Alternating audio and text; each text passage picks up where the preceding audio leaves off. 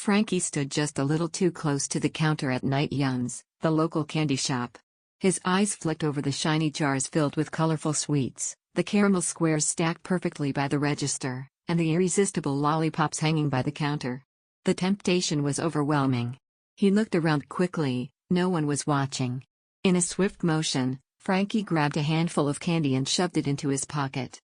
He glanced at the shop owner, Mrs. Mary, who was busy rearranging a display of chocolates. Across the shop, Newton, a scruffy boy from the poorer part of town, was browsing quietly through the aisles. Frankie smirked, already forming a plan in his mind. Just as Frankie was about to make his getaway, Mrs. Mary called out, "Frankie, dear, did you happen to see what happened to the caramel squares on the counter? They seem to have gone missing." Frankie's heart raced. Without missing a beat, he pointed across the shop at Newton and sneered. It was him. He looks dirty and suspicious. He must have taken them.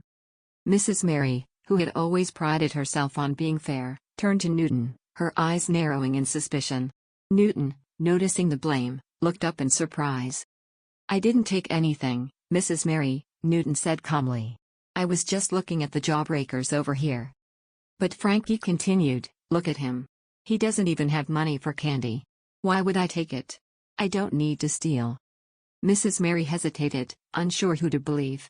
Frankie came from a well-off family, always clean-cut and polished, while Newton was often seen with dirt-streaked clothes, his shoes worn out. Newton stepped forward, holding Mrs. Mary's gaze. "Check Frankie's pockets," he said, his voice steady. "If I'm wrong, I'll even never come back." Mrs. Mary's eyes flicked to Frankie, who shifted uncomfortably. Her brows furrowed in doubt. She sighed and said, "I don't like accusing people, but if you have nothing to hide, Frankie, empty your pockets." Frankie's face turned pale, but there was no escaping now. Reluctantly, he pulled out the crumpled pieces of caramel and other stolen candies from his pocket. Mrs. Mary's eyes widened in disbelief. "I knew it," Newton said, though there was no triumph in his voice, just disappointment. Mrs. Mary shook her head, her voice cold and stern. "Frankie, I'm disappointed in you. I trusted you. Not only did you steal from me, but you also tried to blame someone else for your crime." She took the candy back, placing it behind the counter. "You're banned from Night Yums, Frankie. I won't tolerate dishonesty in my store." Frankie, his face flushed with embarrassment and anger, stormed out of the shop without another word. But the trouble didn't end there. The next morning, Mrs. Mary was startled by the loud jingle of the shop's bell. In marched Mrs. Harper, Frankie's mother, her face red with fury. "How dare you accuse my son of stealing?" she yelled, pointing a finger at Mrs. Mary. "Frankie told me everything. He said that dirty boy Newton set him up." Mrs. Mary remained calm. "I found the candy in Frankie's pocket, Mrs. Harper. The proof was right there." But Frankie's mother was not interested in reason. "You think you can treat my son like a common thief? We'll see about that."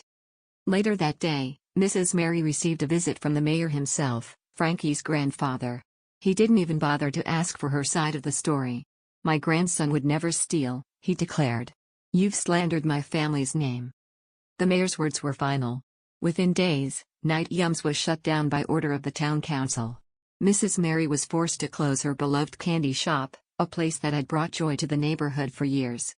And so, Frankie and his family went on as if nothing had happened, their wealth and influence shielding them from any consequences.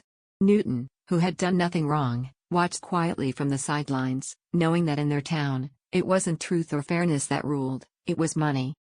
Because, in the end, Frankie's lie wasn't what shut down Night Yums. It was power.